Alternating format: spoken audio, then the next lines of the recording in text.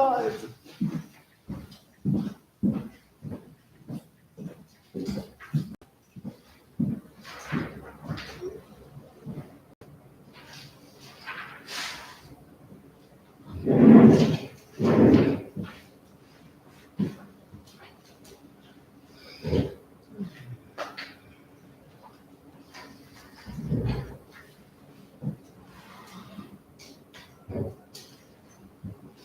This is going to be a really interesting leadership race, isn't it?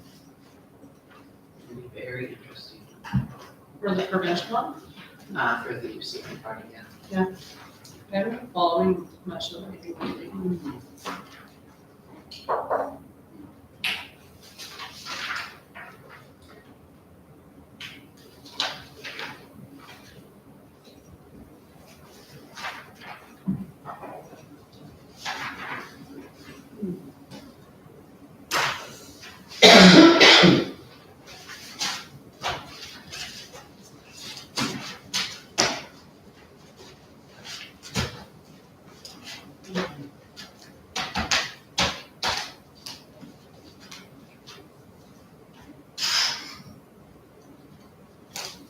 We have a new stakeholder relations manager.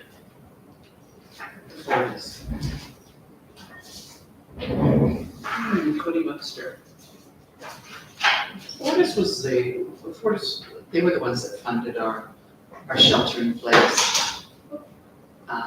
Those fridge magnets, right, that we sent out to the community. Was it Fortis or was it ATCO? I can't remember which one it was, maybe ATCO. Oh, it might have been ATCO, maybe. It's just there's a new stakeholder relations manager for Fortis. It might be worth reaching out to say what. Because I've been thinking about that and thinking that with our growth, perhaps we need to look at, getting that again, right? Updated quite a bit from now, probably. Yeah.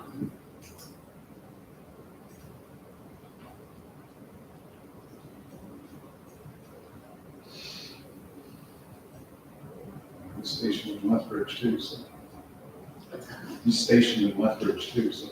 Oh, you've met him? Yeah. He popped out of there, so.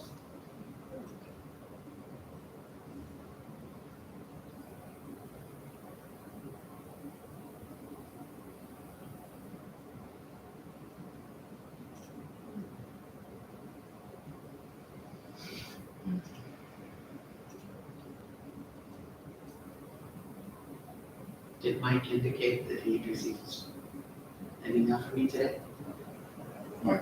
Asking. Yeah. I didn't No, he didn't indicate. get a chance to talk to him a whole bunch today, so. It's the first one that I've sent him, so it's not showing his balance back, so I'm just gonna be confident that he received it. Hello? Feels like forever. Yes. Is that soccer tonight? Yeah, no, Woodford. Oh.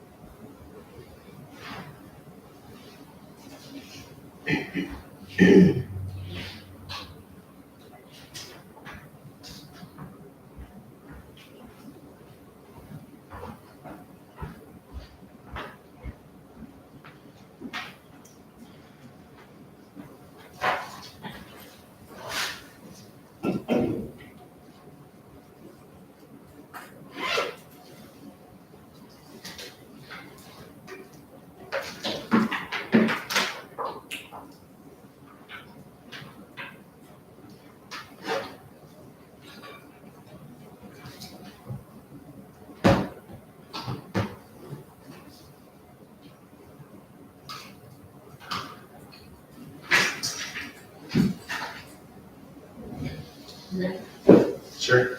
Or do you want me to wait a minute or two? Can wait till you understand. Okay. Yeah, I'm away this weekend, so wanted to be there for Dragon's last game, Yeah. most of it.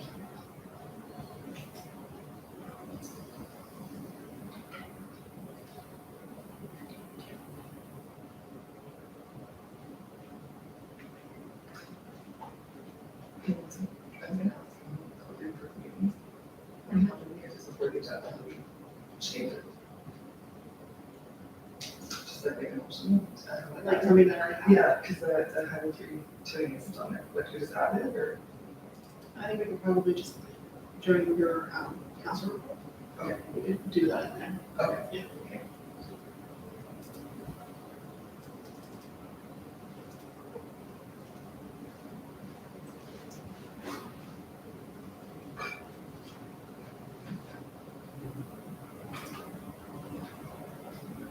All right, I'm gonna call the meeting to order at 7:02. And I'm going to get started with our land acknowledgement. The town of Pillars is located in traditional Blackfoot Confederacy territory. We honor the Blackfoot people and their traditional ways of knowing and caring for this land, as well as all Indigenous peoples who have helped to shape and continue to strengthen our community. So we'll get started here with the adoption of the previous minutes. Would someone like to make a motion to approve the 11th regular meeting minutes? I can make that motion. Great, thank you. All in favor? Oh, I just had a question. Okay. So did we not make a recommendation for the May 17th meeting minutes to, have a conversation, and move it to a committee of the whole for the supporting the groups, and insurance in that? Because, out of the recommendations from the policy bylaw, we made that recommendation. But I'm not sure if we ever actually had the recommendation recorded in the minutes for May 17th.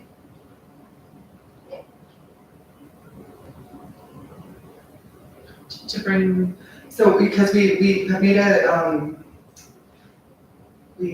sorry, I'm just going to this. Okay, so we made a motion for the insurance, and stuff like that. But as the motion and the recommendation came in, we also had a second recommendation to have a larger discussion of a committee of the whole. About how to best support our community groups, and include things like insurance and stuff like that. yeah, how is that usually recorded? Thank you, Madam Mayor. I recall the discussion, but I think it was just a note. I don't think there was a formal motion made that I recall.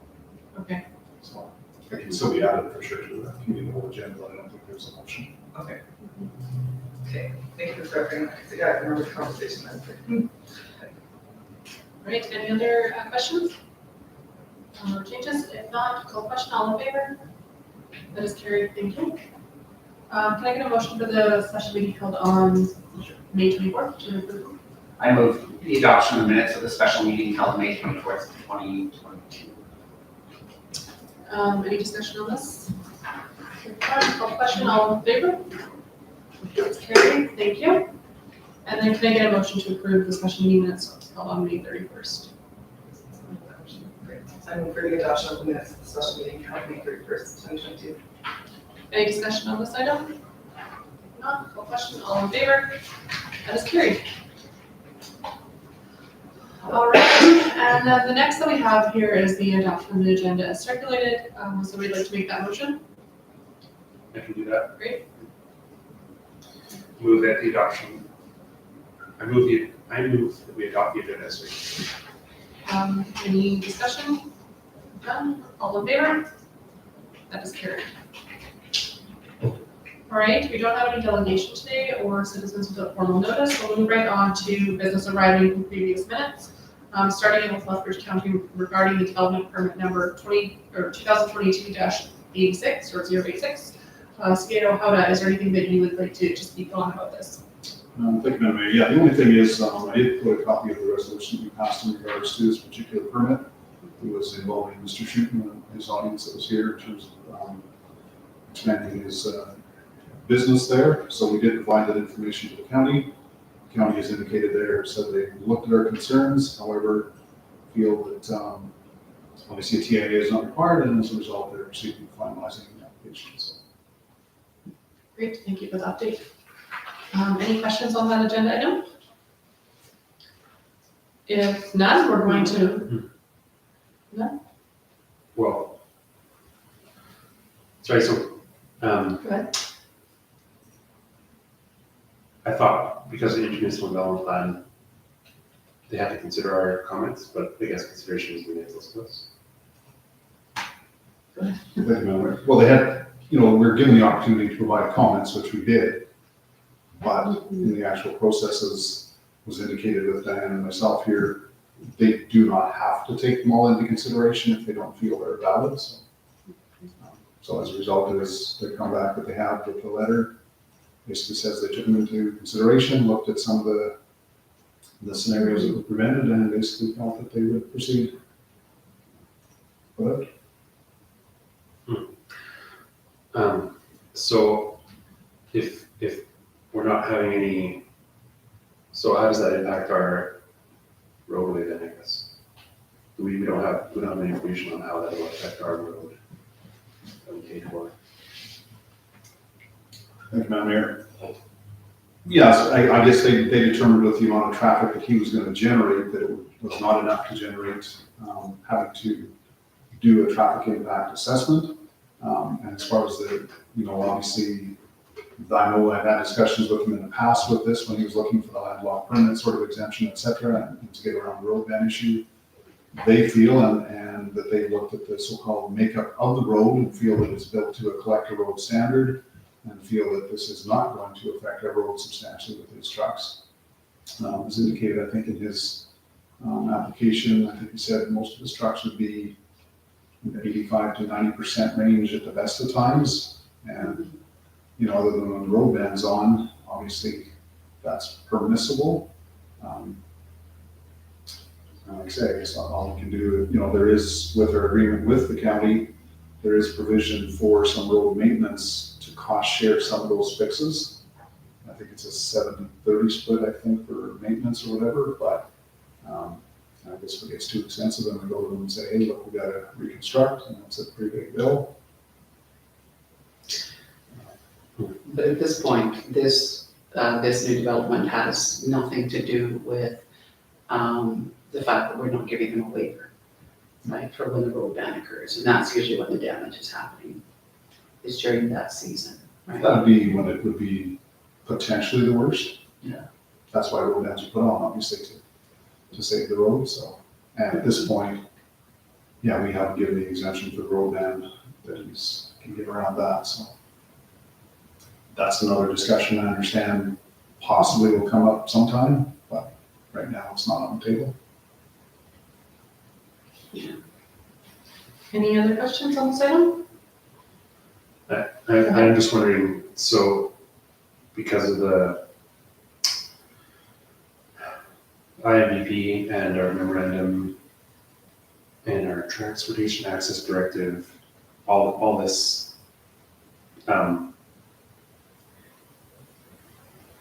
would like, if the county's taking responsibility for that decision, I would hope that we would, I would like to somehow,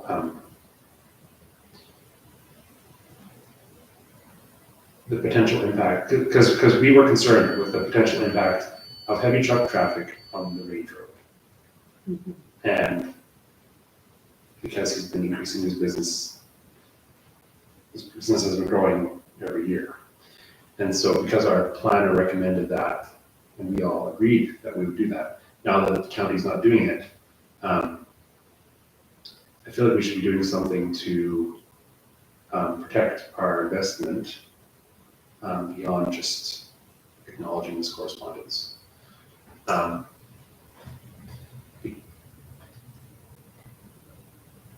Because that was the reason we recommended that in the beginning, because we were not sure what the impact would be.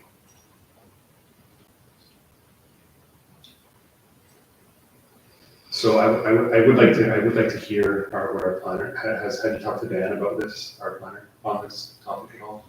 I've talked to both her and Sarah in terms, that this was the decision that was made, and they weren't surprised in terms of, past concerns we raised when he was, applying for the exemptions around the road bans and different things. And basically, even then, the county was still indicating, well, it's not that big of an issue, your road is built to a standard that should be able to deal with it, there's not that many trucks. It was easy for them to say. Yeah, and like I say, other than the MOU we have with the county, which does specify, that it is kind of somewhat a joint road with that joint understanding of dealing with some of the maintenance repairs. And then this transportation directive, which talks about if there is like a group country residential or something like that, was to go into place with further accesses and or businesses and or subdivisions, that there would be discussions and maybe TIAs, et cetera, required as a result of that. But this is an existing scenario that they feel hasn't generated that much more. And as a result, It's doubled. Let's double in size. So do you have a suggestion as to what you would like to see done? I would like, administration, whether that's the bylaw and, or fellow officer and our planner, or whoever does this, to look at what can we do to protect the residents of Colhurst investment in this road? Is there any recourse and what that looks like in terms of our current agreements that are in place? Is there something that we can bring forward to the county in this regard? Or that's what I would like. Do you want to make a motion? Sorry, Thank you. I would suggest that we are protecting our investment by putting in road funds. It is a collector road. It is built to higher standards. And so I would disagree, and I don't think that's necessary, because I think that given that we do road funds, I think that is putting in practices to protect our investment.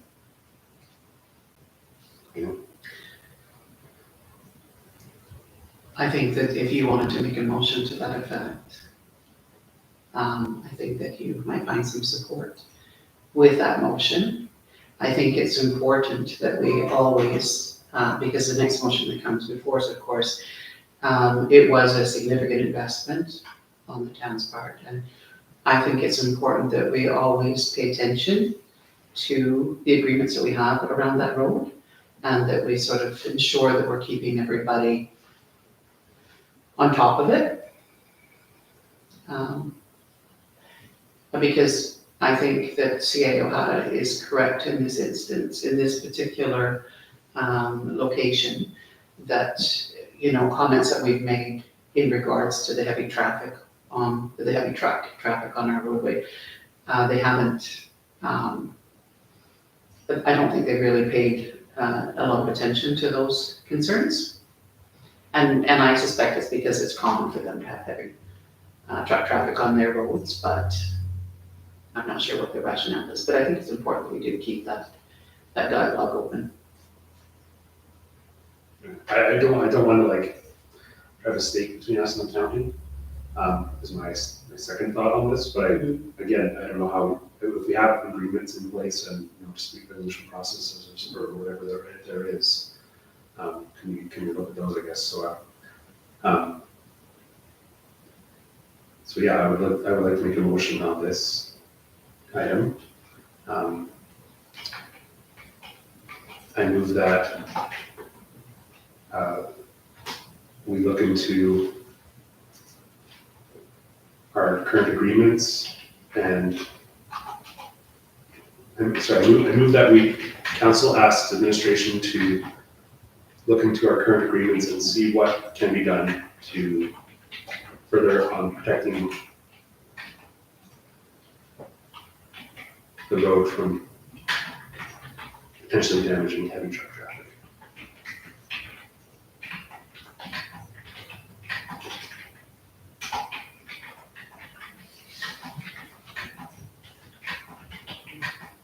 Just let this recorded as you would like, and then we'll move into discussion here.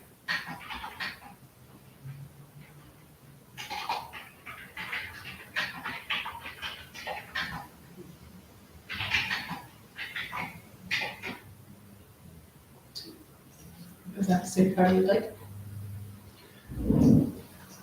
Yeah, that's pretty close, yeah, I think. Any discussion on this item? Councillor Florence? Can I request that the vote be recorded, please? Councillor Ackland? Yeah, I'm just curious, what bylaws or what information would kind of have precedence over a situation like this? I'm just trying to kind of see if there's anything I can quickly look at to kind of get an idea of how that relationship is formed. I'm just kind of wondering what those documents might be. Well, they are listed in our previous motion. Intermunicipal development, memorandum of understanding, transportation access directive, and safety concerns of the Southwest Collector. This is the motion of 7100-2 that was passed. I guess the other question would be then, do we have access to those documents somewhere? That's Yale. And definitely the IMDP probably should be on our website or accessible via the Force website. If not, the MOU may not be someplace where we can certainly provide you a copy of that easy enough. With the Transportation Access Directive as well. Sorry, with the transportation directive. Yeah, because the memorandum of understanding, but it also has attached to it a Transportation Access Utilities. Directive, which just talks a little bit more about subdivisions and that type of stuff. Would that apply to the motion that's going to be coming before us next? Yes, it does. It's a little different process of where these two are at, I guess, but. Okay. So should we have a copy of those in front of us, though, while we're looking at any development along that roadway? Would that be sort of important documents for us to be Oh, for sure, along 223 and 92. doing? Yeah. Yeah. So yeah, I can definitely provide the MOU pretty quick, so. Councillor Moultrie? Just to clarify, I'm not against having truck traffic for this business. I just think it gets to the point where the road will be worn out, and we'll say, well, whose fault was it? Well, it was just regular traffic, right? And then Polish taxpayers just get stuck with the bill. So, I mean, that's my concern. Great. Gonna call the question. Just, I guess, one more question, if I may. I guess my thoughts on this are just, I don't think we'll really be able to prevent this permit from being approved, but I am curious for down the road, what our options would be. So I am kind of curious about how those agreements look, but I don't think that we're gonna, at the end of the day, I don't think that this is gonna be able to stop that project by any means, but I am just kind of curious for more information on what those agreements are. Councillor Moultrie? I'm not confident either that we'll be able to stop it. I don't know what the process is for this kind of thing, but I think if we can raise the concern, at least, even if it's just in the form of a letter of concern that they didn't act on it, then it helps to give more weight to anything that may happen in the future on this road. In support of our cause, right? So. Councillor Ackland? Yeah, I guess, just to see clarification, this is just looking into the agreements with the county to see what could be done, but it's not taking further action as the motion's written, is that correct? I think I would like to see what our options are before we pursue that, because I imagine there's some kind of mediation to go to, which would require a mediator, and there's that would have a cost to it and so on. So I wouldn't want to initiate anything like that without understanding first what our other options are. All right, so I'm gonna call the question. All in favor? And opposed? The motion is carried. All right, we're gonna move on now to ORSC, regarding the notice of application or subdivision of land. Huda, I'm going to turn this over to you. Thank you, Madam Mayor. So this one is in regards to a Root County residential application to create two titles. This is along the Kip Road, sort of north of town here, whatever, I guess, to do with the Ramius property. And so we had, over a year ago, they had approached us in terms of an area structure plan for this to take place. We provided information that at the time we did provide, I think, it included a copy of the resolution where council had, didn't have any concerns with this, subject to our engineers looking at the stormwater provisions that may affect, anything along that way, which the letter from our engineer is attached here, that says that basically it should not have any material effect at all on this. So all this is doing really, so like I say, the ASP has gone through the area structure plan. This is just the formal subdivision to create the two titles, of which we've already basically said we have no concern. So this is just formalizing the plan titles to do that. So in a sense, we wouldn't have to respond, but there is the opportunity, as indicated, for anyone to make comments free to subdivision by that point. So because of the previous process that we've been under, and it's attached, that's why I feel there's no further concerns with actually doing subdivision. All right, would anyone like to make a motion regarding this? Or a question first? Yeah, first I just have to apologize. As I was reading this through, I was thinking that access to it would have been through 223 and up to 94, which was why I made my previous comments about the MOU in relation to this. But that wouldn't be necessary. All right. Any further questions, or would someone like to make a motion? That's a question. So is Road 94 the same as your highway? Yeah.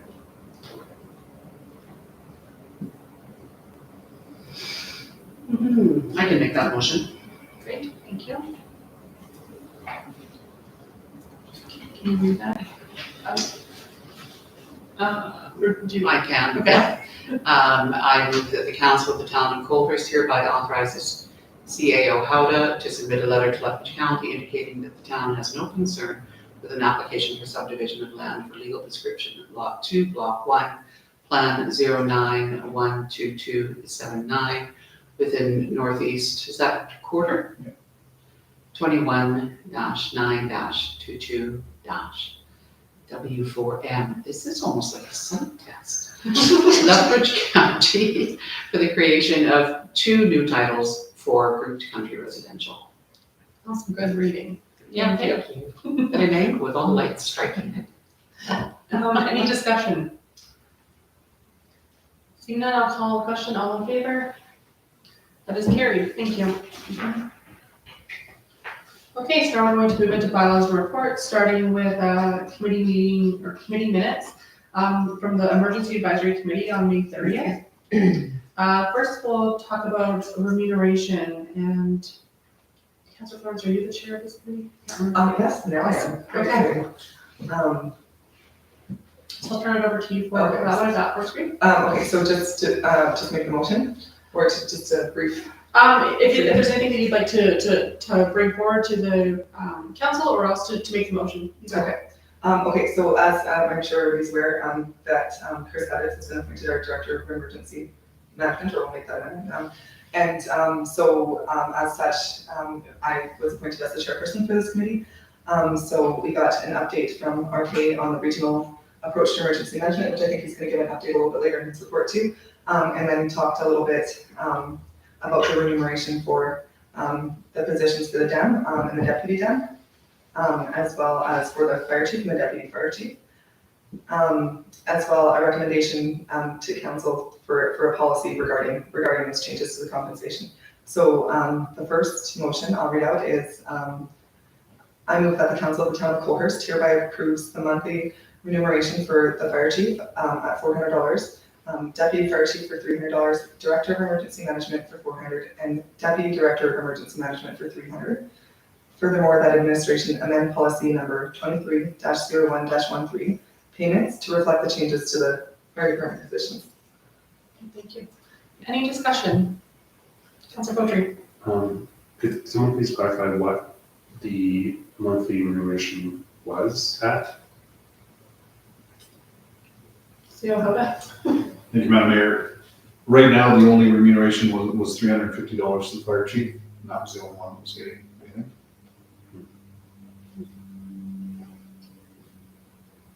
Any further discussion?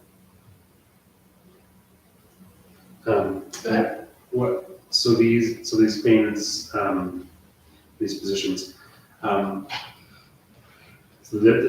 okay, so only the fire chief had 350. And I guess my question is, was this cost, was that factored into our budget at all? Thank you, Madam Mayor. Yeah, I mean, as we indicated, there was provision in the fire department budget for the potential of a fire chief for a full year. And or as we said, we did switch a little bit of it over towards the emergency management in the budget process from that number, as well as possibly for any other position that we may create. So it's kind of in, maybe in some areas, but can be put otherwise, but we did have some in fire and emergency for sure. Councillor Florence. Thank you, and just to add to that, when we, at our previous meeting, not this one, but the one before, we had asked Min to come forward with like a formula that might work to be able to make this recommendation. And this is a result of that, and had that conversation about it coming from that budget amount that we had set aside. Another question. So is this comparable to, was part, I guess, I don't know if this is part of our wage study or whatever, I don't know if is this comparable to other volunteer fire departments in the region? Thank you, Madam Mayor. Well, there's not a whole lot of comparison, that's the hard part. When we did our wage compensation survey, even to find like a full-time fire chief down sort of position like we were looking at for similar sized communities, not a lot of comparisons there. So when we did that sort of survey, it was determined roughly in the $70,000 to $80,000 range for the fire chief / DEM position was kind of the average, the best we could find. As far as any monthly remunerations for smaller type things, even to compare what we pay, say, the individual fire department members for call outs and fires and that, again, it kind of is all over the place. We did adjust ours a few years back on the basis of the best information we had, so it is better. And these numbers sort of came from, we took a look at council remuneration as well as looking at what information we had and sort of determining the per hour rate on the basis of the fire chief position that we had from that survey, and just kind of came to these numbers in on the basis of what the fire chief was currently receiving. So that's where it's not real scientific, but it's something, I guess.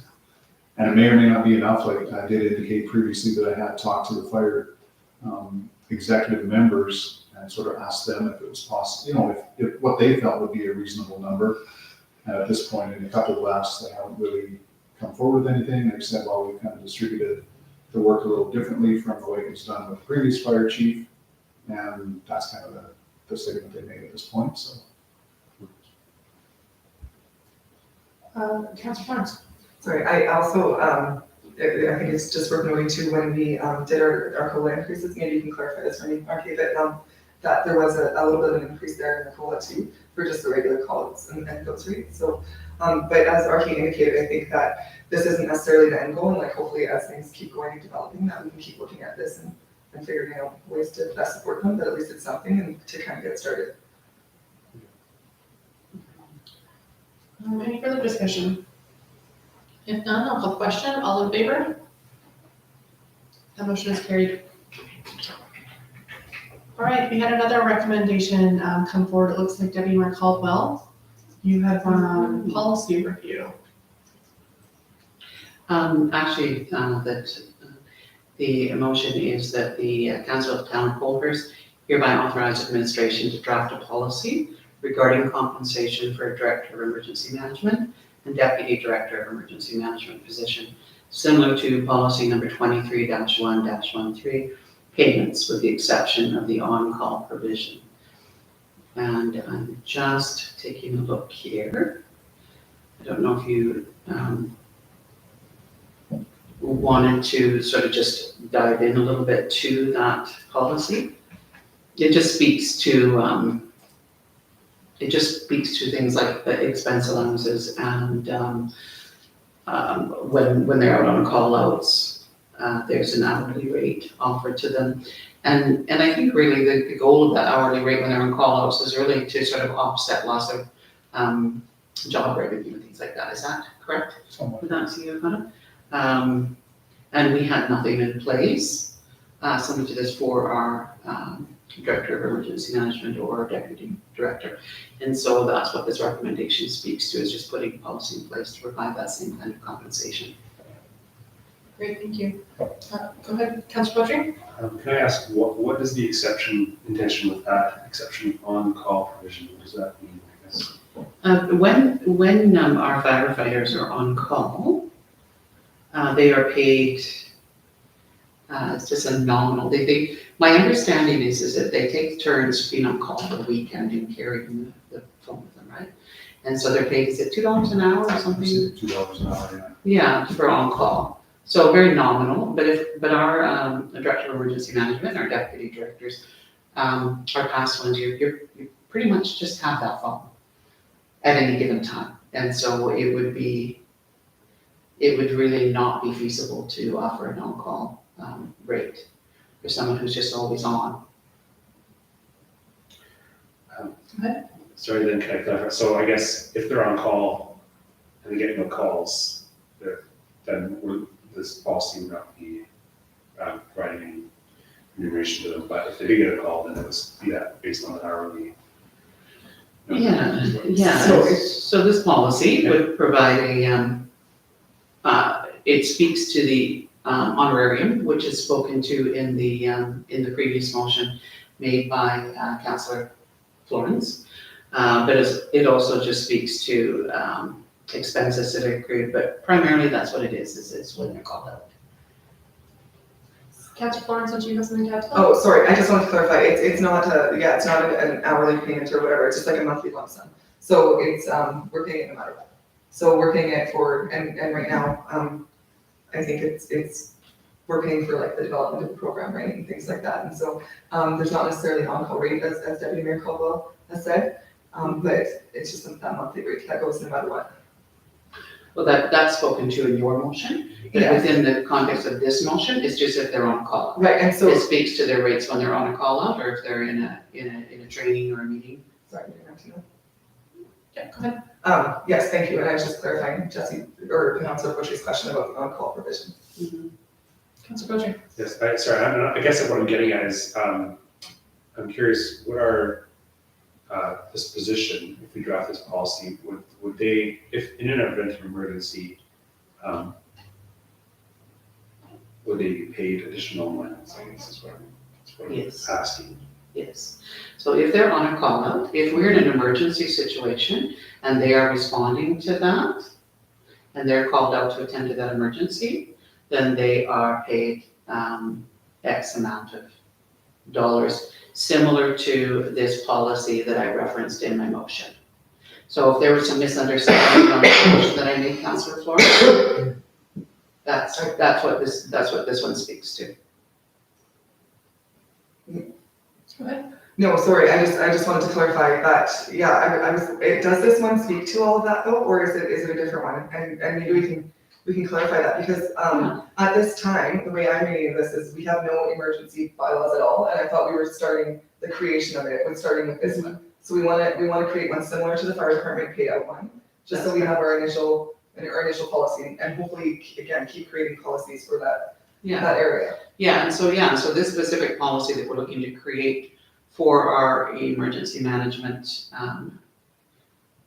or our Director of Emergency Management and our Deputy Director. So our emergency management team that's separate from the fire department currently has nothing in place. And so we're replicating this policy, which speaks to rates paid to our firefighters when they're on a call out, or it speaks to expense allowances when they're in training, and it speaks to different kinds of fees like that. And so the request within this motion is that we develop a similar policy to this for the balance of our emergency management team, which would be our director and our deputy director, With the exception of on-call. with the exception of the on-call time. Okay. Yeah. We had a director of emergency management in the past that just volunteered endlessly, and he was simply lovely, but Yeah, well, Think about it, and just to simply clarify, I guess, previously we did pay our group down if they attended like an emergency meeting of this nature, If they went to their conference once a year, we paid for that. Training, we paid for that. So that's not new, it's just we didn't have it written in a policy anywhere. And so it was just felt that now that we're putting in a monthly, remuneration or considering it, and obviously passed it previously, that we should have a similar policy, which just identifies that, which the fire department policy already does. If they attend the fire chief convention, they attend an emergency scene, they attend a council meeting, they attend, whatever, they do get paid at rates similar to what staff and different things do. So this one's just to have it in the two departments. Great. Any other discussion? None, I'll call the question, all in favor? That's carried, thank you. And then, finally, can I get a motion to approve the committee meeting minutes? I move that the committee meeting minutes presented in this meeting are accepted. Any discussion? If not, all in favor?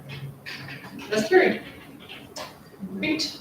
Moving on to the CAO report. So you have that. Is there anything in your report that you would like to highlight? Thank you, Madam Mayor.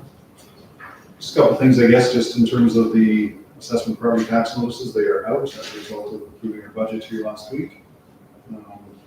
Number 4, the main constructed wetland stormwater facility. We did have a closing date that we were hopeful to have some recommendations to do with the tenders at this evening's meeting. However, there were requests from some of the contractors for a couple of extra days, and we had sort of done a qualification of contractors at a point, so we had, I think, a half a dozen identified as legitimate contractors that we wanted to have the quotes from. So when they requested a little extra time, we did give them until June 9th, and then the intent is to have a recommendation for, a week from today, to see where that's at and look at it. So I did indicate the transfer of water allocation, the small amount has now taken place, which is good. The regional emergency management proposal is indicated. I did attend a meeting on May 30th in regards to an updated amendment to that, and sort of the discussion was a little different than the first time, maybe a little better, still a little different than maybe what I thought, in the sense that in simple terms, it still sounds like we would still have to have our own DEM and deputy DEMs for smaller events in particular, but we would still have the access to the bigger DEM and the bigger regional people if necessary, depending on the situation that occurred. There would be help, from what I understand it, with putting together kind of a regionalized emergency management plan, and training exercises and stuff that be done, from what I understand, on a more regional basis, so that would be good as opposed to running on your own. And the dollar figures still somewhat being worked into, as indicated in here. I wasn't, the understanding was not to present a whole lot ahead of time until they had the finalized proposal, and then within a couple of weeks they wanted to get all councils at the same time.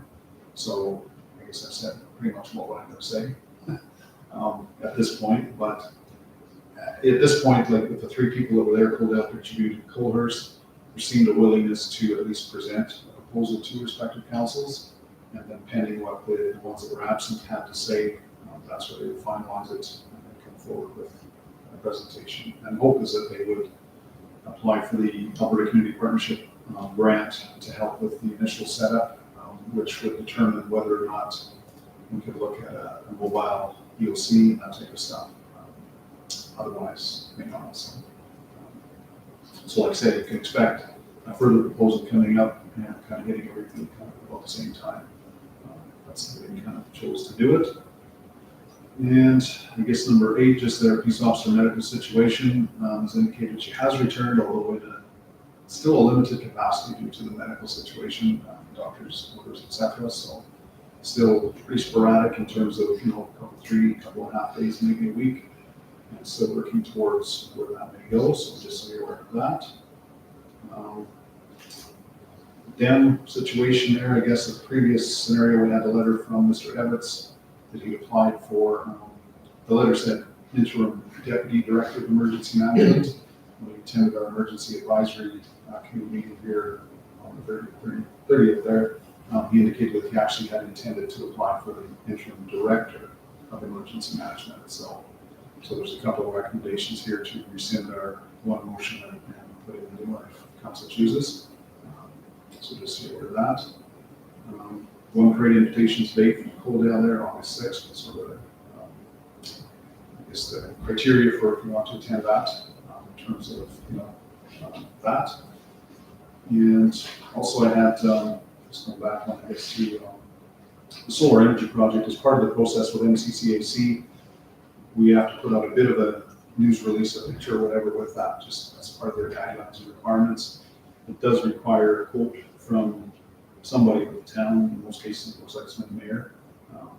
So I did have, working with MPE in terms of some of the other information, but just put together a sentence that I can certainly send off to the mayor. But the way I got worded right now is that the town of Colores is pleased to have been able to complete this small step toward a green and renewable energy solution in a cost-effective way with funding under the MCCA program. So if you're good with that, so it's just part of the criteria that we have to do, so. Perfect. And that's all I have for my report. All right, before we look at those two recommended motions, is there any questions on anything that CEO had presented? Councilor Poetry. I just had a question on the, sorry. Was on the, sorry, I just lost me. Sorry, just went out of my head. Oh, sorry, it was on the, because the tender closing for the main constructed wetland. I believe MP said they were going to send us information on what the bridge looked like. I don't think we ever received any, well, I haven't received anything on that yet. And so now, actually, so. Yeah. I guess it probably would be, well, I guess I can definitely make sure when they come with a tender recommendation that they have sort of maybe a picture of what they put in the documents. Doesn't matter. Any further questions? Councilor Florence. Yeah, I think that's really great to do that little update for the solar project. That was actually one of my comments, that if we could update the public on that, I think that's great. So I just wanted to say that. And then as far as the parade list, sorry, do we need to do a motion for that, or what's usually like, who do you draw straws? Thank you, Madam Mayor. Basically, all it's done is we brought them forward, and then as they come forward, I mean, hasn't been a motion, it's just a matter of a council member or two. So it indicated they're available for that one, we'd be willing to do that, and we just fill in the registrations, and Public Works will get the vehicle ready, and go from there. That looks from looking at the invitation, it's like there's two options. One is to take the float, and the other is for the mayor to attend as a VIP with a fancy car. Well, we could do both if you wanted, I suppose, too, right? So. Not sure the Mitsubishi's very fancy. Might need your event there. Or Scott, your new car. Oh, yeah. That's great. I was thinking that, is that like a sponsorship from a car company then? Is that? I think they arranged the VIP run for you there. Oh, okay. Quite lovely. We'll probably have to have these conversations though, as we, if we're moving forward with that for our community. Good to know. Okay, so let's start out with, I guess since we're talking about the parade, is anybody interested in attending on the 6th? Is this for Coldale? Councilor Ackermans? Yeah. Okay, is there anyone else available? Can I may or may not be counting that day, but if not, I would like to. Okay, Councilor Florence, I think that I'll be around as well, and so I can also attend. I'm not around. You're not around? You're not around? I've done years. You've done years? of Okay. parades. I don't know if I can climb up on there and clamber around putting the float together again. Okay. I don't have any littles that can run around throwing candy anymore. Mm. I don't have those connections with the youth center, darn it. No problem. You have to find some young teenage, and Garrett's just too big now. He just can't. This is scary. Yes, that's the same. He used to be cute when he would run into senior to put candy in her hand, but now he's intimidating. So yeah, how? Thank you, Madam Mayor. So did you all want to just be part of the float, or did you want to see arrange for a mayor car? I don't know. I think we need a fancy VIP mayor car, and then we have a couple people that are going in the float. Okay, I guess we're doing that. Yes. All right, thank you. Okay, so let's now look at the recommendations that have come forward regarding the DEM position. So the recommendation we have is that the council, the town of Culver's hereby rescinds M7111-22. Can I just get clarification on that? Is that the motion that we made, to put you in that role? I was going to appoint Chris Evans as interim. Oh, as interim, okay, thank you. As the deputy director, right, not the full director. Yes, okay, so we're rescinding that and then redoing this, okay. I will make that motion. Is there any discussion on that? If not, I'll call question, all in favor? That is carried. And then the next one that we have here is a recommendation to fix this. So would anyone like to make that a new motion? Sure. Go ahead. I move that the council of town of Colbers hereby appoints Chris Evans as interim director of emergency management, effective immediately, replacing chief administrative officer Howard. Any discussion? None, I'll call question, all in favor? That is carried, thank you. Okay, was there anything, Ciara, within the Director of Operations report that you wanted to highlight? Thank you, Madam Mayor. I guess, well, you signed a check today that you said is fairly large, so the garbage truck is here. And a good thing is, as indicated prior to the meeting, as fast as we got it, we had some issues that the newest one on the road had some inoperable scenarios, so we have to spring a new one into action fairly fast, which is good. We did have some training on it, as indicated there. The other thing, I guess, in terms of the spray park, you've probably seen, heard, and probably people are talking, a little bit of delay in the opening of it again due to we still didn't have the surfacing right on there. However, it is now being completed and is correct, finally done right. I mean, even with the initial, stall at the bit, they were coming down to do a little different, still wasn't right. And so now it has been done by the firm that should have done it originally with the right stuff in the first place. So my understanding is it should be operable this week. So. Great, thank you for that, Dave. Any questions on the Director of Operations report? Councilor Florence? I guess I just wanted to say, with the garbage truck, I think that, we should share the news of this purchase with our residents. I thought, like, how great would it be to share this with our entire community, maybe like do a little naming contest or something, but just a great way to bring the public along with us, and add another layer of transparency. Sounds like fun. I don't know, something like that. Anyway, I just thought it would be good if we shared it with them. I seen Marcus driving around today and have a little chat, but, yeah. If I could, just to grow on what you said, Councilor Florence, did you hear they had a big truck petting zoo at the library a number of weeks ago? It might not be a bad idea this summer at some point to have something like that in the community, because I mean, we've got some great fire trucks and wonderful public works trucks. Great idea. The kids, little boys would just love those, and maybe that could be part of a naming competition. Oh, great. Love that. We love the garbage truck. It's always fun to see it go by. He's very kind. He always waves.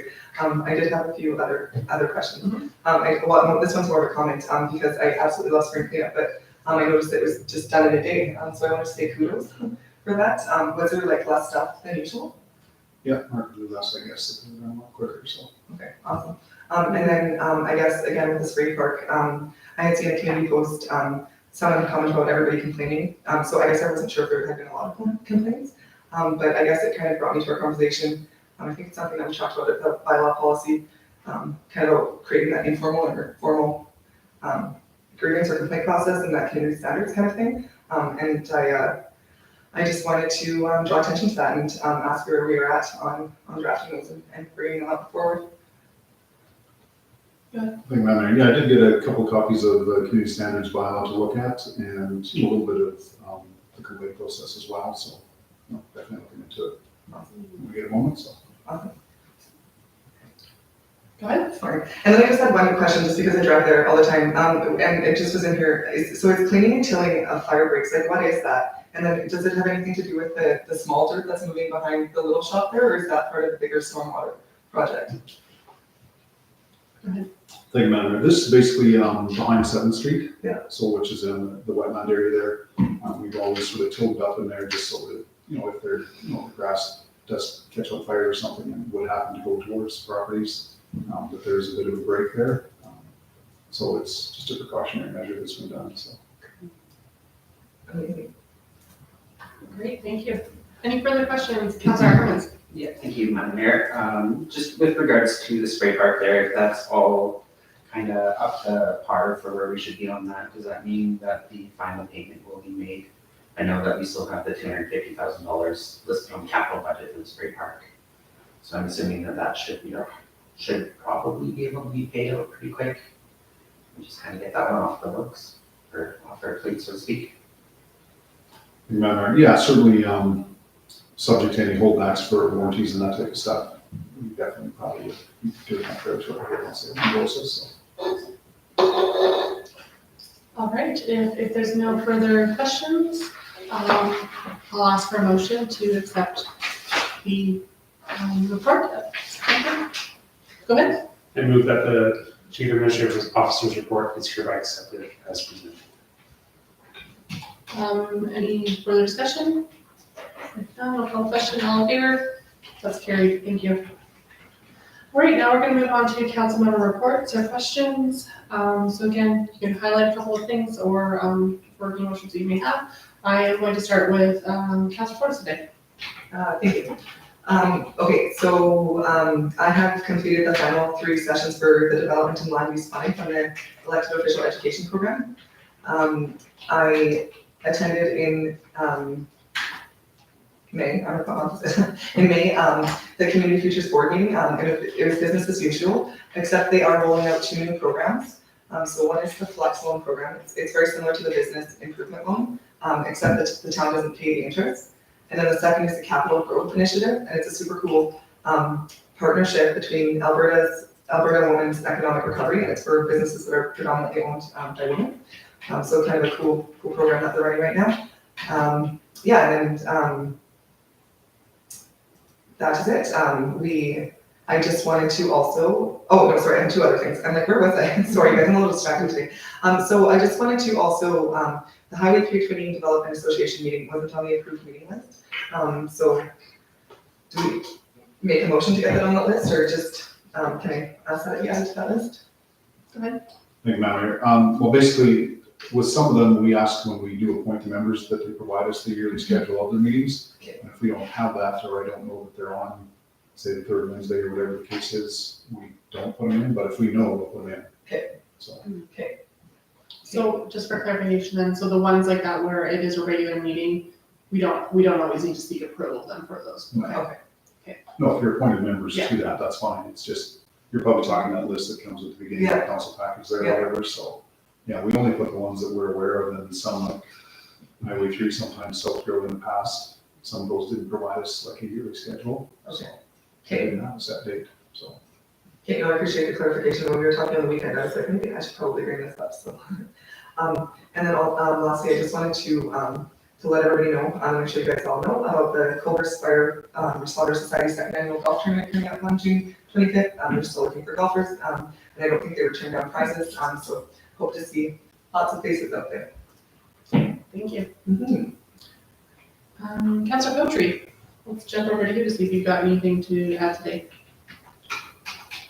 We had I attended ORSC, we got the AGM last Thursday. There was, ORSC is in good health. They had a good year last year. We presented their financials for review, and they're doing well after a 40-year previously. So it means that development in the region is up.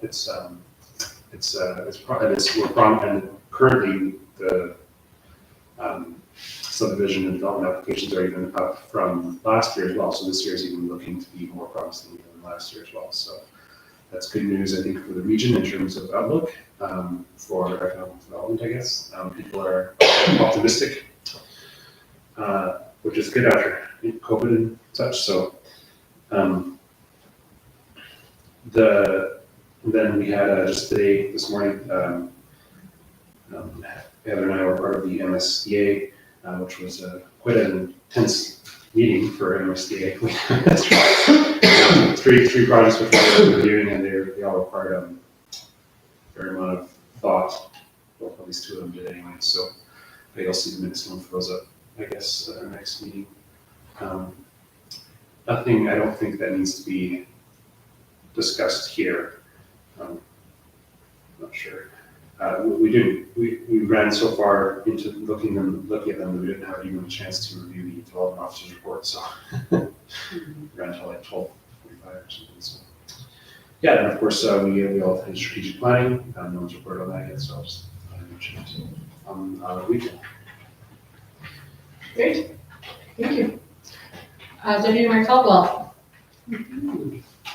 I don't have a lot to report on. As we spoke earlier, I attended the Emergency Advisory Committee, and then enjoyed the council retreat. The strategic planning was just really exceptional. And then, as Councillor Portree spoke about the NSDA meeting this morning. And that's everything. Thank you. Okay, thank you. Yeah, all three applicants attended too. Wow, that's a busy time. It was a lovely long meeting. Councillor Atkins. Thank you. So on May 26th, I had my first appeal board hearing through the Regional Appeal Board Committee. And then on May 30th, I had a Southborough Executive Board meeting. It's still fairly new in the year for what they plan on doing.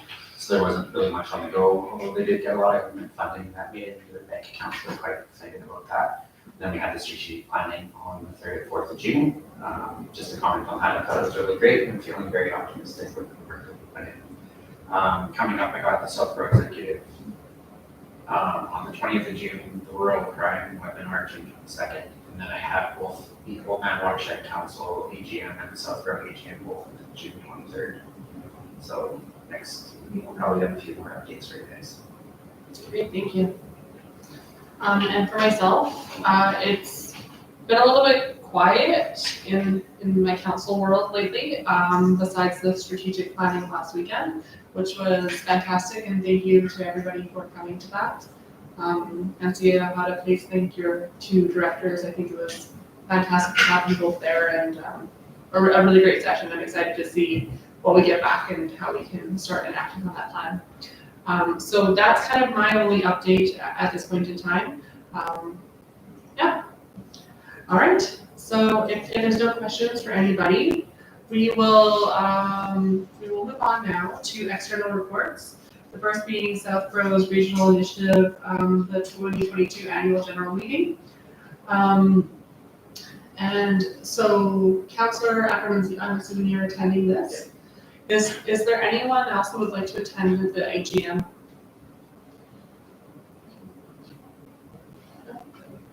Okay. Do we need to do a motion for this then if Councillor Ackerman is the only one attending? Great, thank you. And then finally, would someone like to make a motion to accept the external reports? Great, thank you. And we can move that the external reports presented in this meeting are accepted. Any discussion? If none, question, all in favor? That's carried. Okay, so now we're gonna move down to correspondence. And we're not gonna go through each of them, but is there anything anyone would like to chat about before we make the motion to acknowledge the correspondence? Councillor Ackerman. Thank you, Mayor. Just a quick question on the fire restriction, which is item E in there. There's just talking about fire restriction being in effect for Lethbridge County. I was just curious, does the town typically mirror fire restrictions when it comes to within town, same as the county, or is that a little bit separate? Thank you, Madam Mayor. It's separate. It's totally at the call of our fire chief as to whether or not, in a lot of instances, he doesn't call it when the county does sometimes, because they're looking more like grass fires and farm fires and that type of stuff. As far as is in proper fire pits and that type of stuff, it generally doesn't warrant quite the same attention most times, but he does monitor it and we'll do it. But, and just an update, I guess the county fire restriction has been lifted as of today. So. Okay. So, Some good brain. Anything else anyone would like to talk about? Go ahead, Councillor Lawrence. Yeah, that's right. Just two things. The first is more of a question with the LTFF funding. I know that we've talked about the funding changes a lot, and I think we put out some information with our budget, but would it be worth it to put something out to our residents just with the new funding structure, or is it kind of something that's more just higher up? I know that with, the budget breakdowns and stuff, there's often conversations about like, well, this is MSI, this is this, and so I just thought, yeah, through my lens of sharing everything with the public today, is this something that we might also share? And have maybe a quick conversation about that. My thoughts on this, and then anyone can jump in, is that I think that it would be really nice to almost do something where we can almost show like a budget highlights or something like that. I don't know what we've typically done in the past when the budget has been, when the budget's been passed. Has there anything been put out to the community? And what does that usually look like? It is, Yeah. thank you, I mean, we did put it in the town news, it was part of our, I did include it in my CAO report, what we did put out. Okay. And it's all went on our town news and on the website, et cetera, general breakdown. So it shows, I think it talks about the highlights, talks about some of the capital, talks about what the increase or whatever it would do to your average home. The breakdown of where the taxes go, so all that's on there. Okay, great. In hearing what you're saying, I think it would be really great for us to look at that as kind of more of that like ongoing content and education pieces in terms of, like this is what this is and this is how it's changing. And so that could be something that could be put out to, just as you're saying, to kind of keep the public educated. I think that that's one of the things we learned is that we've got some people that are very, very engaged in wanting to be involved, and so keeping them like that would be great. Yeah, I think that's very good. Thank you. Sorry. I do have a comment on it. I think this prize funding model came up during the election. And I guess one of the questions I kept thinking about was how are we going to deal with this? So when we kind of put this out there and say, yes, the funding's reduced, what is I guess the knee-jerk reaction as well? What are you doing about it? Right? So that's my only caution, I guess, in putting it out. I don't know what the message is exactly, but other than we're screwed. Maybe not totally, but you know what I mean. That's what I. We're not totally screwed. Maybe is the message. Yeah. Sorry, I totally appreciate what you're saying. And I'm glad we had this discussion, but I guess I was just coming from it is, yeah, it's exactly that. It's like, it's educating people, but you make a good point. Yeah, but I know maybe it's better to get out there ahead of time, right? So, get ahead of it, right? I think that's the intention, right? Most, right? So. This information could be used, and we were strategizing on how do we celebrate accomplishments, right? And this is it. I mean, we have always been quite frugal with our MSI. We've done very well, and we've saved it for the big projects. But we've always done quite well, and maybe putting this information out, but it would have to be a message that doesn't sort of generate that fear that says, and now what, that we've lost funding, but it might be a message that says that, that this is an amount that we work with now, and we will continue to provide those services that we've done in the past. Thank you. Councillor Howard? Thank you.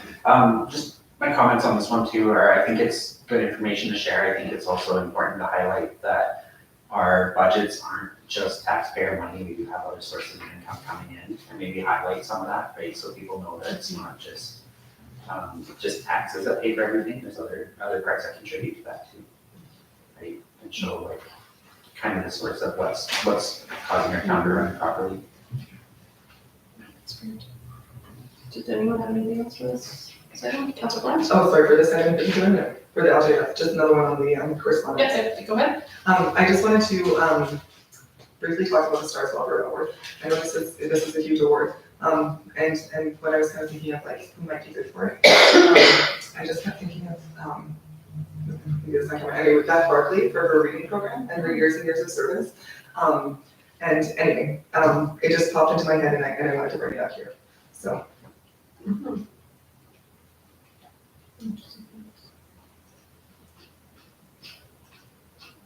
So is that someone, would you like to nominate her on behalf of the council, or would you like to nominate her? Oh, yes, I guess. I just assumed that this was in here because it was like, who do you want to nominate? Yeah, so can I make a motion for that?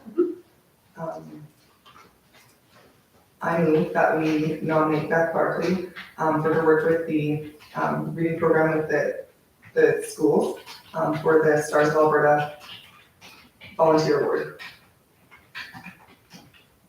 Is there any other volunteer work that she does as well, that we want to put within this, or do you want to just say, another volunteer Yeah, I think we should do, within the community? yeah, and Because another she's- volunteer, yeah. she's that's got very it. good,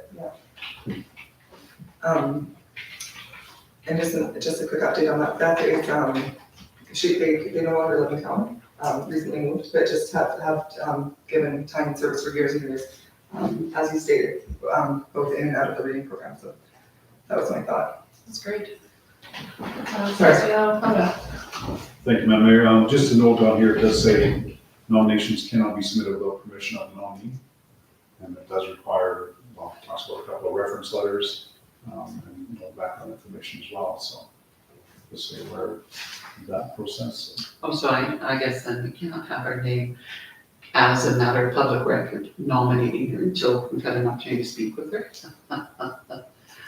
Yeah, because if she was to decline, I guess. Well, yeah, I'm just looking at the nomination checklist, says letter nomination submitted by the nominator, obviously the form, one or two reference letters recommended, and it does say that the nominee or nominee's parent, we depending could on, get the, has to agree. we could get the letters from the school and from the Plus 55 Club for her volunteering. Like getting letters and things is not a problem, but getting her agreement probably would be more difficult than getting the letters. But could we make a conditional motion? We've done this before. I think we can. I think if we We word can it in make a such a nomination, way. I guess, or the motion, and then I guess, Yeah. if we can't get her to sign off. Yeah, So it's conditional on her. Yeah, conditional upon her agreement. All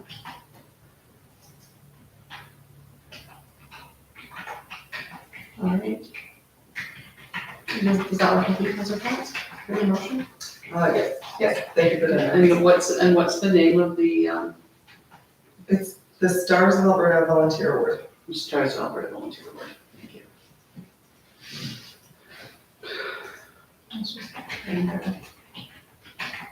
Okay. Just want to make sure that it's complete before we.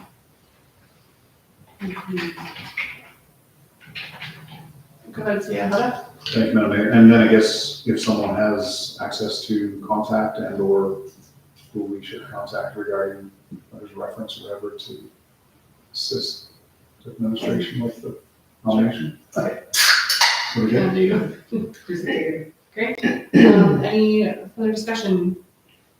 Councilor Ackerman? Just a comment, I think it's great to recognize people in the community that have helped with the community. So I think this is awesome. Thanks for bringing that up, Councilor. it.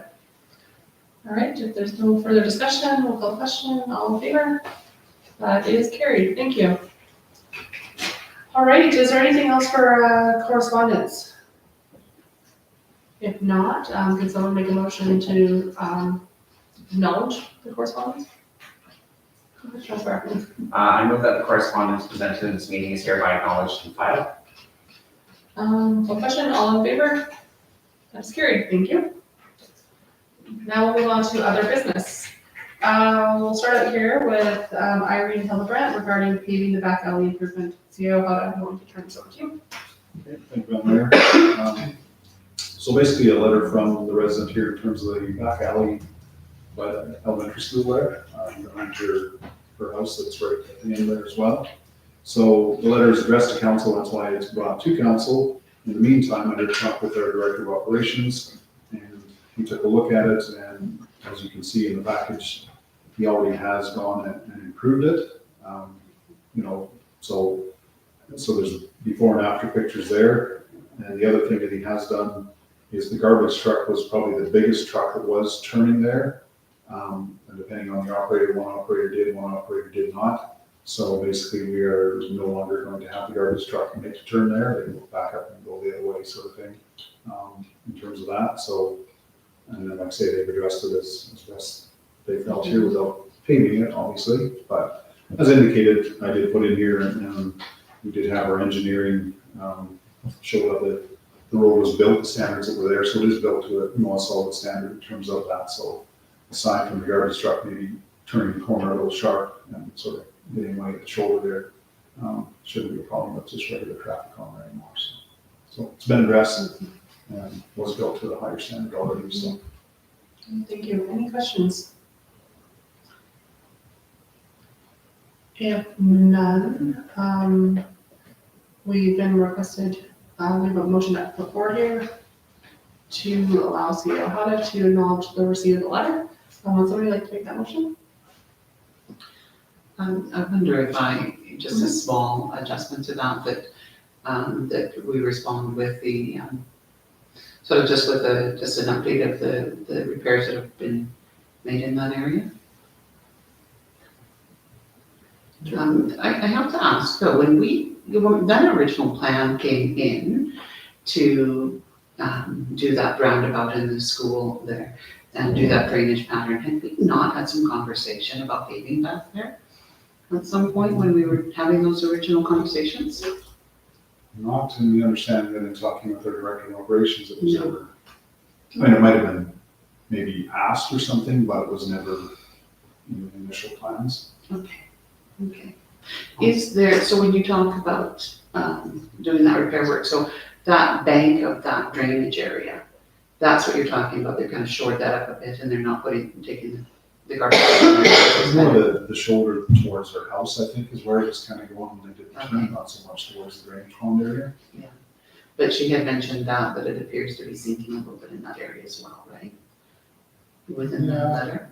Again, That the it was director of degrading. operations took a look at it, it doesn't feel that there's any other issues other than just that little crowning Okay. around the corner, and they fixed it on the basis of that, and eliminated the heaviest truck from being on there. And the buses and whatever don't go on that either, so it's not Yeah. strictly the garbage truck is the only real big item. Alrighty, thank you. Councilor Chair. I'm just curious, in terms of the messaging, when we were speaking with our residents, and they do ask for improvements such as paving an alleyway. I mean, my understanding is that, those type of things are done by the developer at the time of construction, right? And that we don't necessarily go around paving alleys, I guess. Is that correct? Yeah. Think about it, well, we can, I mean, there's ways to go about it, if council was to choose to, hit the old parts of town and pave some of the alleys, could be done, either totally fund it, or you can go what's called with a local improvement tax, whereby, the owners and the town pay for different portions depending on what you work out on there, and it can be put over for the landowner, or whatever the case is, can be put over X number of years, so they can pay it up front. If it's $1,000, we'll put it over 5 or whatever years to slowly have it on their taxes to pay it off that way. So, and residents can request that, and as long as the majority of the people in that block or that area approve it, then it can go through the process of a bylaw, et cetera, and local improvement tax scenario to be done, but it has a chance of being petitioned out, even if 2 or 3 come forward and say, we'd like this, but if the majority don't, then it can get petitioned out too. And in most cases, my experience has been a lot of times, generally people want it paid, but they want it paid at 100%. So generally when you come to them and say, well, hey, we'll do it, but it's a 50-50 split, and then your cost is gonna be $1,000, behind your house or whatever it is, then they tend to kind of all shy away unless they really, really want it. So, so there is ways to share the tax, or you can pick and you can do it if you choose. Okay. No, I think I really appreciate how it seems like, I don't know how fast this all happened, but it seems like Kevin just automatically fixed it like instantly. So, Yeah, he looked at it and didn't think it was that serious of a fix, so they, were able to get out and touch it. yeah, and I guess I would appreciate, if communication back to the residents is along those lines, say, yeah, I mean, if you want to leave it, this is your option. Tax.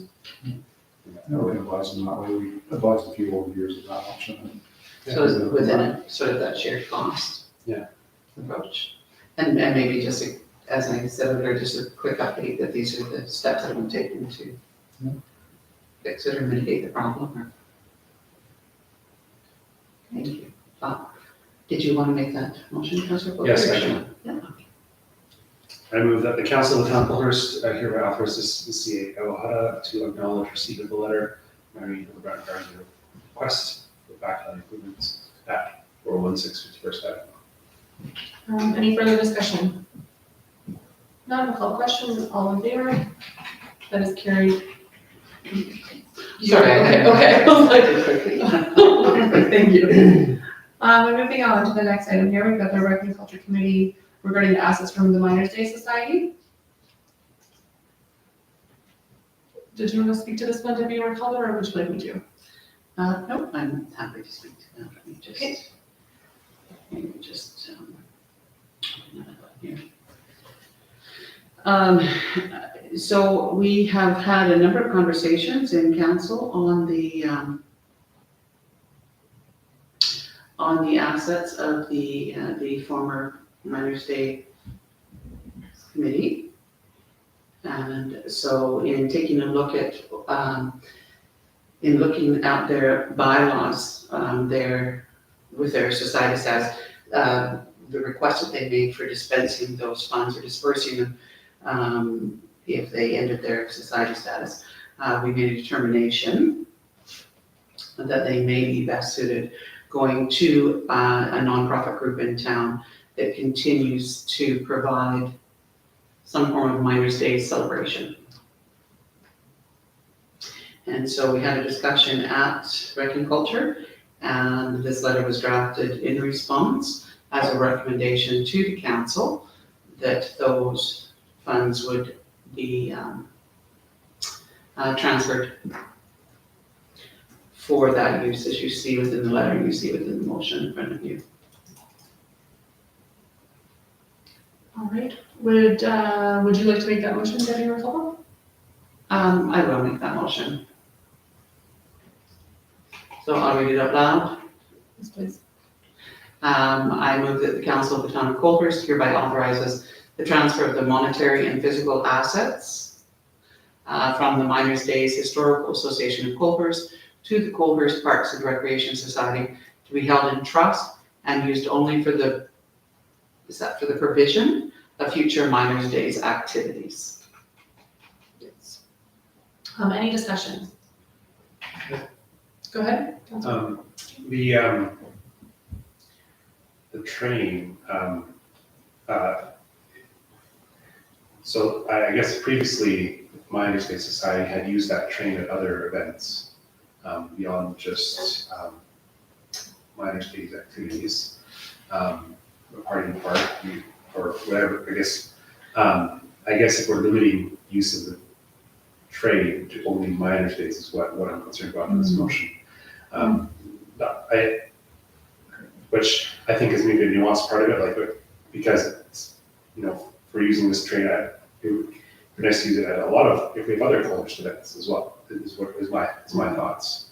So I just wonder if this motion hand-ties that Parks and Rec Society a little bit too much for that aspect of it. So. I think from our discussions, from what I can remember, we were talking primarily about the monetary assets for that to be held in trust. I don't know if we ever really spoke about like the train in particular or any of those physical assets being used solely for Miners Days. I don't know if we wanted to amend it. I agree with you, and I appreciate you bringing that to our attention, because the letter in fact states that we recommend that the town of Colhurst transfer the monetary and physical assets from the Miners Day Society to the Parks and Recreation Society. And then it goes on to state that those funds will be held in trust for the purpose of providing Miners Days activities. So it is nuanced, you're right, but this, so this motion as it states is a bit of it does tie the hands. So I think that if we make a small change within that. How would you change? Were we having some discussion around that first? Sorry, Councillor, I think. Yeah, Councillor Forrest, do you have a? I have a whole thing and an additional motion, so if you want to go ahead and change your motion, go for it. Oh, okay, sure. let's see, the transfer of monetary and physical assets from the Miners Days Historical Association of Colhurst to the Colhurst Parks and Recreation Society. Okay, I think probably just a period, and then funds to be held in trust and only used for the provision of the future Miners Days activities. And I think that that would just sort of replicate the letter, the intent of the letter as well. Great.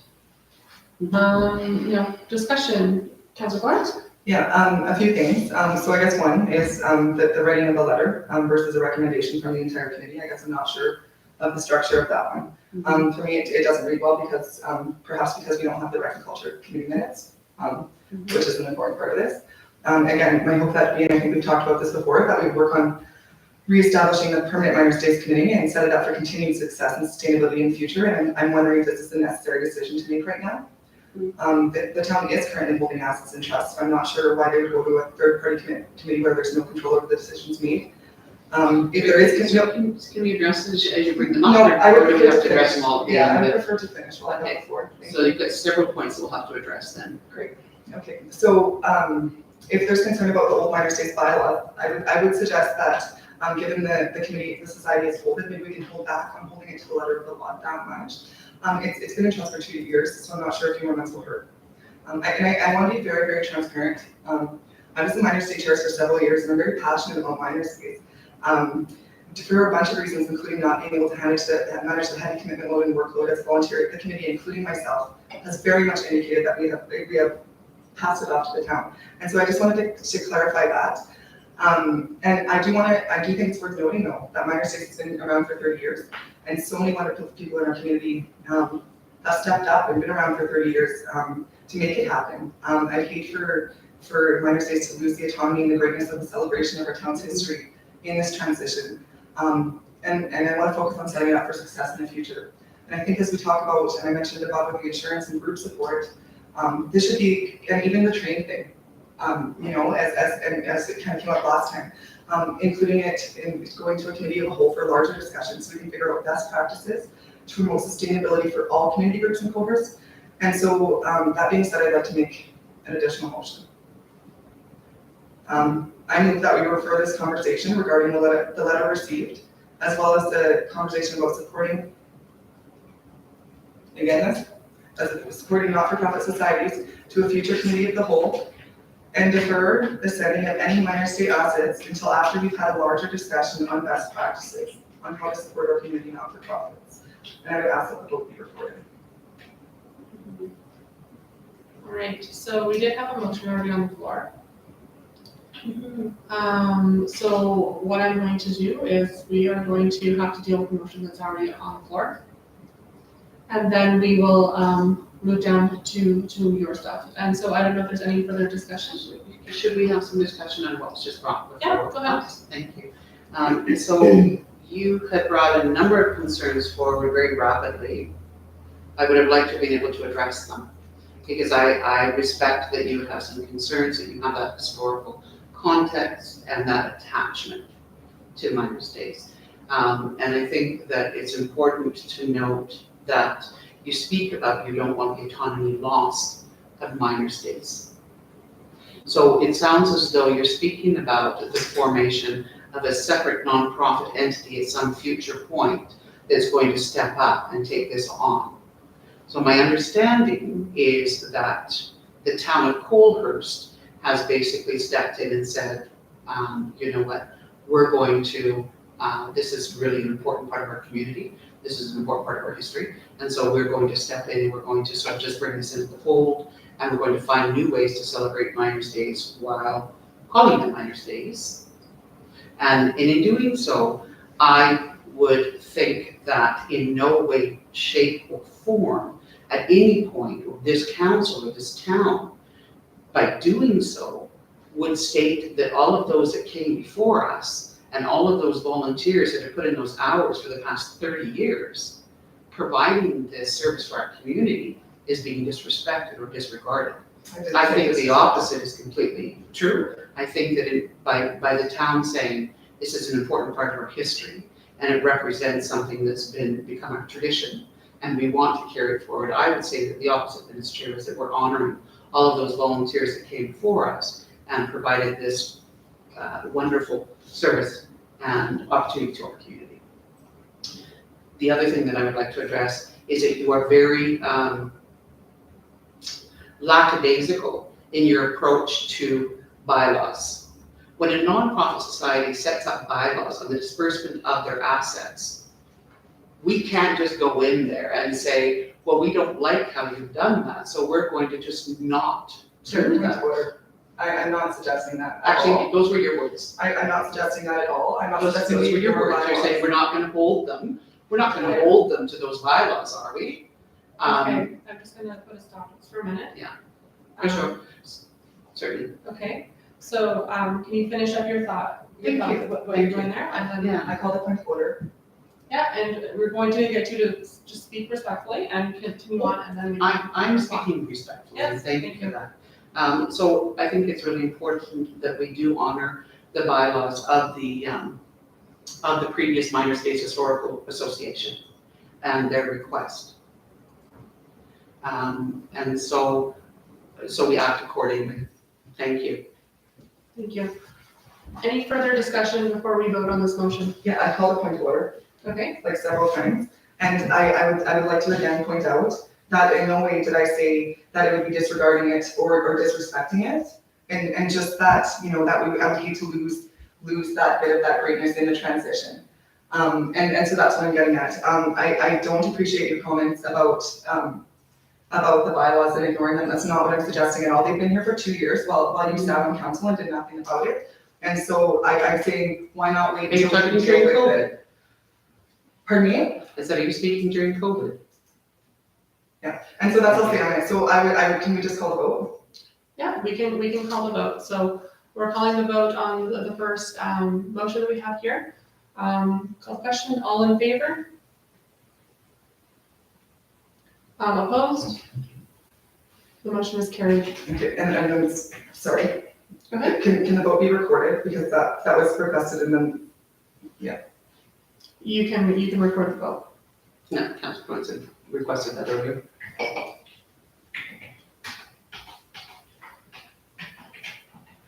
Councilor Florence, would you like to continue on with your motion that you were presenting? yeah, so I already said it. So I move that we refer this conversation regarding the letter received. So, from the taker, Okay. if you don't mind, sorry.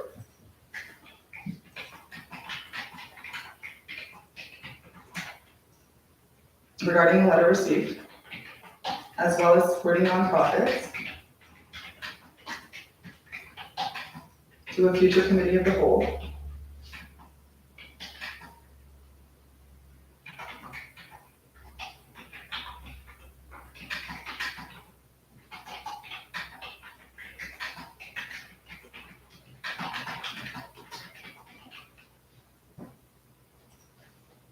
And defer the sending of any minor states assets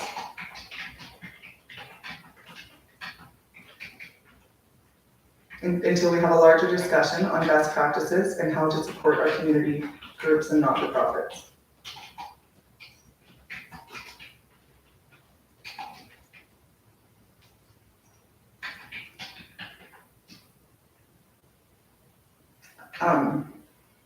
Until we have a larger discussion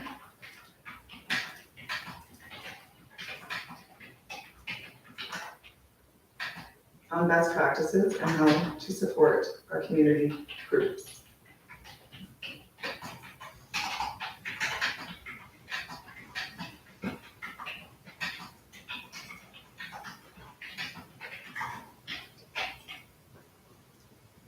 All right, any discussion? Can the vote be recorded for this one as well? Yeah, for sure. May I ask you, Go ahead.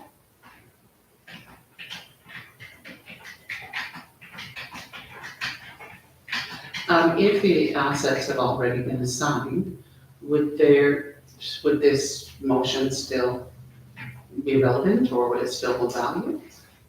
So the last time we did this, we actually made the motion within a motion and then we dealt with the original motion, so that's how I thought it would be dealt with. I see. Yeah. I think the last time we were looking at a motion was a motion because they wanted to amend the motion. So for legislative purposes. And I honestly, I don't know, can we move forward with a motion that's been made moot Okay, by can I, previous motion? all right, I will amend my motion to take out defer the assigning of the minor state assets. But I would like to have, and this is something that we brought up so many times, a large discussion on how to support our community groups. So we're not sitting here getting into the weeds about train rentals and insurance. So let's have this conversation and decide. And so whenever this comes up, we don't have to keep dealing with it at a council level. And that's where I'm going with this. And to create sustainable practices for all of our community groups. I agree with you. I'm a huge proponent of our community groups. I support that. All right, Councilor Florence, does this reflect, now that you've made that amendment? It does reflect the amendment, and I'm really disappointed with the above motion. So. Okay. Any further discussion on the motion? If not, I'm going to call the question. All in favor? That is carried. Thank you. Okay, now we're going to move on to the Municipal Affairs Minister, Rick McIver, regarding the local government fiscal framework engagement. Tia Hauda, is there anything that you would like to report with that? Thank you, Madam Mayor. So basically, it addressed to, chief elected official and CAOs is how I got the email sort of sent. It does say that they're looking for kind of a response to this survey from one per council or one per community type thing. So I wasn't sure whether you wanted to look at it administratively or, council-wise, administratively. I had a look at it with our Director of Corporate Services and have some responses that I can respond in terms of it, unless there's any particular comments that council may have that they want to add to it or comment on. Otherwise, we will submit something on behalf of the town, so. Great, thank you. Any comments from anybody here? If none, then, I think it's, oh, go ahead. I think I suspect our Director of Corporate Services would have some good solid responses to this. We did sort of attend the discussion at Alberta municipalities, and so they sort of collected that information forward. Do we want to share some of that from council, or do we want to leave it to our corporate services? Thank you, Madam Mayor. I will say that most of our comments are, as far as the process itself, moving forward to LGFF, if they keep sort of the application process, the reporting process with the statement of funding expenditures, the fact that you can roll it over for, up to 5 years, sort of thing like that. Those are, I think, things that, at this point in time, we definitely like, and we found that they have made it a little easier than some of the other grants to apply for. Technically, it is our money when they say that you're being allocated X number of dollars, so it's not like some of the ones for the wetland and whatever that we had to apply for against all of Canada, per se. This is an allotment for coalers, but it is nice that the forms are relatively simple, that the process is able to stack it. We are able to use it as our funding towards other grants when there is a 70-30 split or 50-50 or whatever. So most of those comments, I think that's kind of what we've sort of commented on in terms of moving forward. So, and this does not talk about the dollar amounts or anything to that effect as indicated in here. It's strictly the process part of it. So. Great, thank you. Any other comments on this? I know Debbie McCullough, you said that, asked that question, should we leave this to the Director of Corporate Services and CEO Hava? That's my preference. I think that they can handle it. I don't have any further comments to add unless anybody else does. Yeah, I think that given that it's about the process involved, and that's sort of what their strength, not ours, for sure. All right, there's nothing else. We will move on to the next item, which is from the Director of Town South for Alberta municipalities regarding communication for prompt payment webinar. Is anybody interested in attending this? You would attend? No, Oh, okay. I have attended one. Okay. To say, the Lethbridge Construction Association held a webinar on this a month or two ago. And it is pretty important for anyone who's paying bills to understand. Because there are very, if a municipality fails to pay a bill within the time frame, there could be issues, so. So I guess the question is, like, do you think that this would be good for staff members to Yes. attend? Okay, I absolutely think anyone who's dealing like our director of corporate services or operations should be aware of the legislation. I don't know if they have to attendance, but they should be aware of the effect that it will have, because it may affect our insurance as well and so on, right? So. CEO Hada? Thank you, Madam Mayor. Yeah, and I just put it here because it did come addressed to CEOs and mayors. I think that, between our Director of Corporate Services, I know myself, and we'll maybe our accounts payable person, we will definitely have someone attend just to see what's presented here for sure administratively, so. Great. Is there anyone on council that would like to attend this? If not, we will move on. All right, so the next one that we have here is EOEP. And are these two different, these are two different things. When we have the EOEP, It actually isn't UMP, I just noticed today, it's a typo, it's the RCMP regarding a webinar on there. okay. There is another EOEP program coming up though, it looks like on here too. It starts on June 8th. Is anyone interested in attending that one? This is the Regional Partnerships and Collaborations. I think that Not, You not just just click a good session. It really is a good session if anybody can attend. And is that one, sorry? It's like tomorrow, so. I'm pretty sure that Oh. I'm pretty sure we discussed this at our last council meeting, and we all decided nobody could go. Oh, did we? Okay. I think I said exactly the same thing. Okay, never mind. Okay. So we'll skip that one then and let's move on to the RCMP, the webinar on June 14th, RCMP's role in community safety and well-being. Would anyone like to attend this one? I would like to attend this one. Yeah. Is there anyone else? Deputy Mayor Caldwell? Yeah. And we have a meeting, I would. Oh, okay. Council Butcher and I have staff on from 1:30 to 2:30. Okay. Do we? I don't know. I can make that motion. You'll make that motion? Yeah. I move that Mayor Montina and Deputy Mayor Caldwell are hereby authorized to attend our CFP's role in community safety and well-being webinar on June 14th, 2022. Any discussion?